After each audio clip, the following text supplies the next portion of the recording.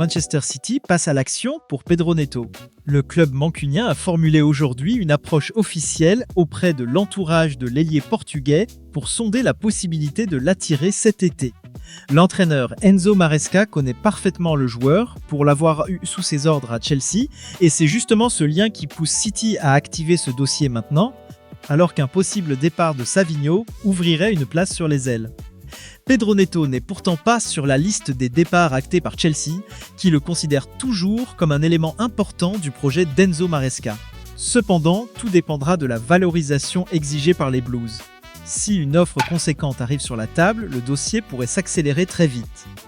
Les contacts sont en cours avec l'agent du joueur, qui se montrerait ouvert à un départ. Reste maintenant à savoir si les deux clubs parviendront à s'entendre sur le prix. Le grand jeu des chaises musicales chez les ailiers continue du côté de Tottenham. La priorité numéro 1 des Spurs reste et demeure Savinho, et selon nos informations, l'ailier brésilien a de très fortes chances de rejoindre le nord de Londres avant la fin du mercato estival. En parallèle, Tottenham garde un œil sur Pedro Neto comme option de repli si le dossier Savinho venait à capoter. Autre nom chaud à Tottenham, Cody Gakpo. Les Spurs sont déjà entrés en discussion avec l'entourage du Néerlandais pour avoir une idée du prix et de la faisabilité de l'opération. Toutefois, ce dossier s'annonce très compliqué, Liverpool considérant Gakpo comme un joueur essentiel à son effectif et refusant catégoriquement de le laisser filer. Tottenham veut recruter 2 ailiers cet été. Reste à savoir combien de ces pistes aboutiront réellement. Toujours à Tottenham, un autre nom circule en attaque, celui de Nicolas Jackson. Plusieurs profils offensifs ont été évoqués en interne, dont Omar Marmouche, mais concernant l'attaquant sénégalais de Chelsea, rien n'est aujourd'hui proche ni imminent malgré les rumeurs des dernières 24 heures. Ce n'est pour l'instant qu'un nom parmi d'autres discutés en coulisses. La véritable concurrence vient d'Aston Villa, qui considère Nicolas Jackson comme l'une de ses cibles prioritaires en pointe, notamment grâce à la relation privilégiée entre le joueur et son ancien entraîneur Unai Emery. Problème. Aston Villa a déjà un attaquant prêté par Chelsea cette saison et ne peut donc pas repartir sur un nouveau prêt avec les Blues. Tout dépendra donc de la capacité financière du club à boucler un transfert définitif. C'est acté du côté de Chelsea. Trevoh Chalobah s'engage avec le Como 1907 de Cesc Fabregas pour un montant fixe de 30 millions d'euros, plus 6 millions de bonus, avec un pourcentage à la revente inclus dans l'accord. Le défenseur central va toucher environ 4 millions d'euros net par saison dans son nouveau club. Chalobah rêvait de découvrir le football italien depuis plusieurs années déjà et Cesc Fabregas, qui apprécie énormément le profil du joueur, a personnellement poussé pour boucler cette opération. Chelsea poursuit ainsi son dégraissage estival, après avoir déjà enregistré plusieurs arrivées. Reste à savoir combien d'autres départs suivront dans les prochains jours du côté de Stamford Bridge. Toujours à Chelsea, un nouveau renfort défensif se profile. Les Blues ont amélioré leur offre pour Pepe Chavaria ces derniers jours, une offensive qui porte désormais autour de 19 millions d'euros.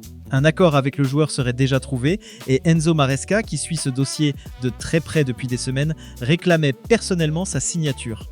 Il s'agit d'un joueur expérimenté, sans être âgé, capable d'apporter un impact immédiat dans le vestiaire londonien.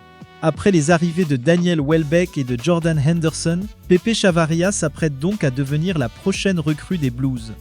Le dossier est désormais entre les mains des directions sportives.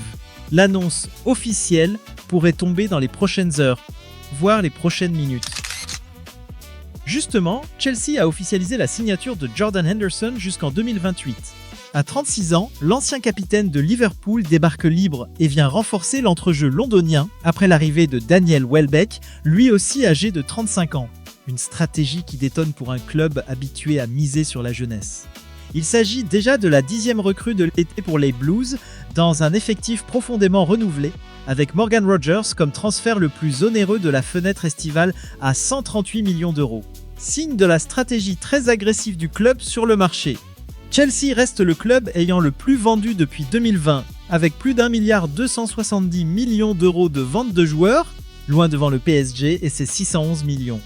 Une équipe qui investit énormément et qui doit donc dégraisser tout autant. Direction l'Emirates Stadium maintenant, où l'un des dossiers les plus chauds du mercato pourrait se conclure dans les prochaines heures. Bruno Guimaraes et son entourage n'attendent plus qu'un simple coup de fil de la part d'Arsenal et Newcastle pour partir passer sa visite médicale et signer son contrat. L'accord entre les deux clubs est bouclé depuis des jours, il ne manque plus que la finalisation des modalités de paiement autour de 75 millions de livres sterling. Bruno Guimarães a un accord personnel avec Arsenal depuis plusieurs semaines déjà, et Mikel Arteta lui-même l'a désigné comme une priorité absolue dans les discussions internes avec sa direction sportive. Le milieu brésilien est attendu comme la grande révolution du milieu de terrain des Gunners. Ce sera peut-être ce soir, peut-être demain.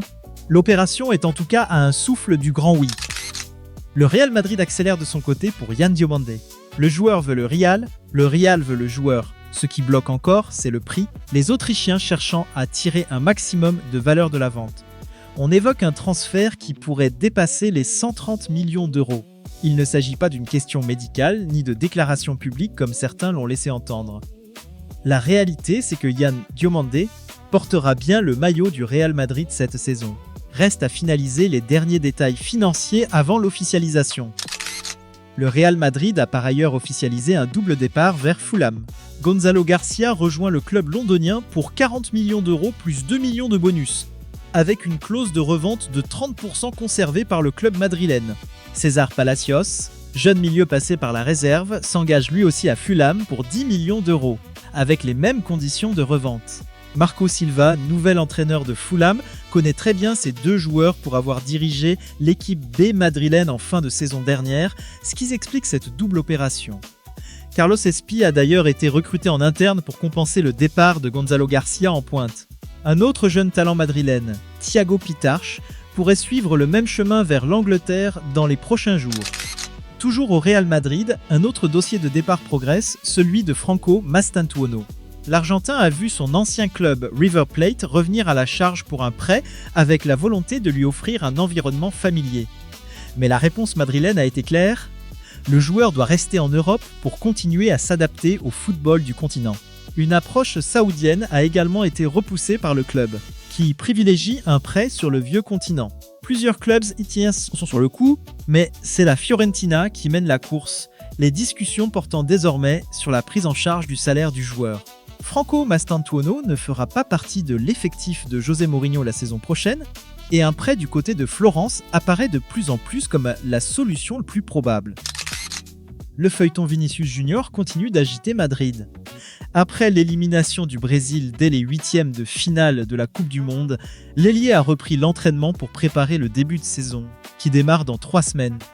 Mais l'enjeu majeur reste sa situation contractuelle. En l'absence d'accord sur une prolongation, le Real Madrid sera contraint de le vendre avant le 1er septembre, date de fermeture du mercato.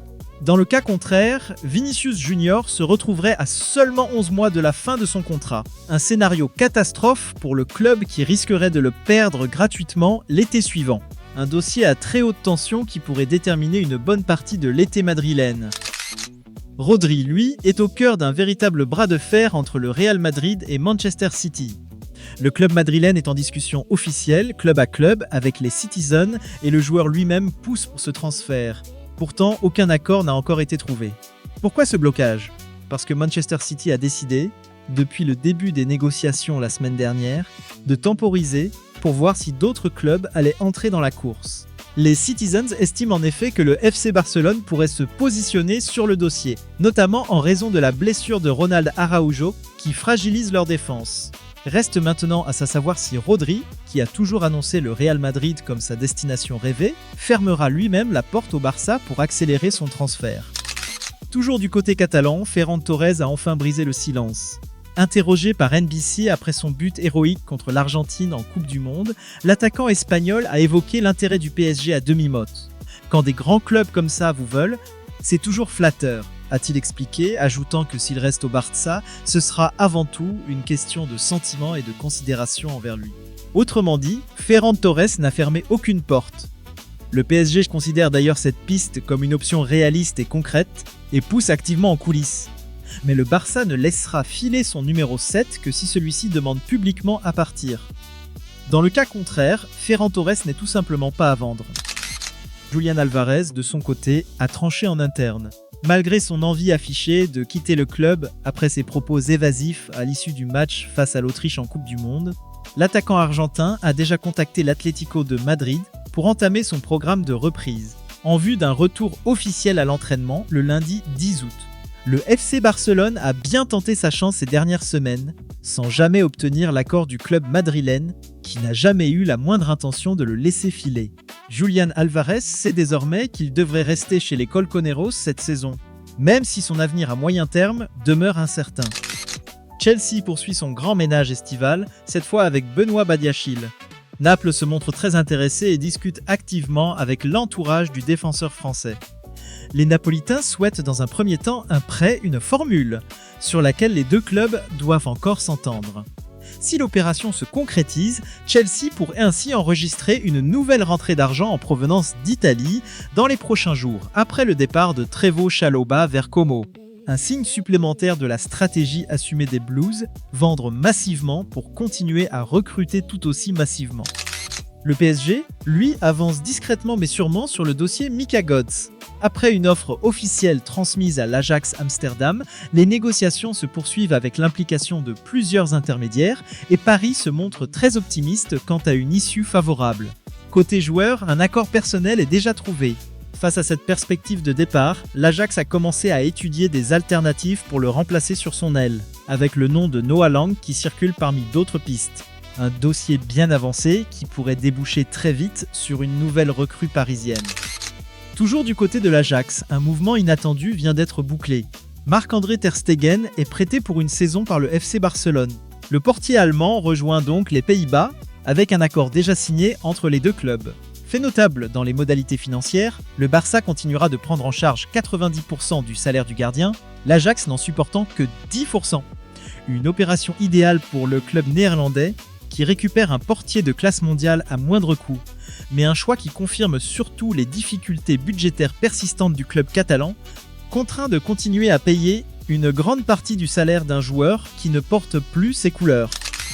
Direction la Ligue 1 maintenant, où Manchester City a transmis sa toute première offre officielle à l'Olympique de Marseille.